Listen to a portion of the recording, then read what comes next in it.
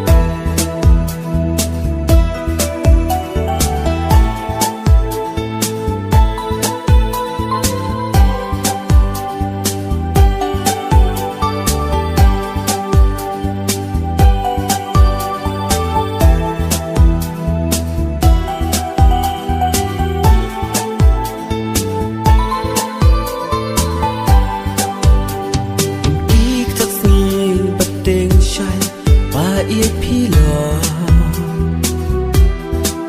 rupak siar jonga de happy ngan pende ang bat pia jing i ngala rai ha do ba jing in jonga kanda wa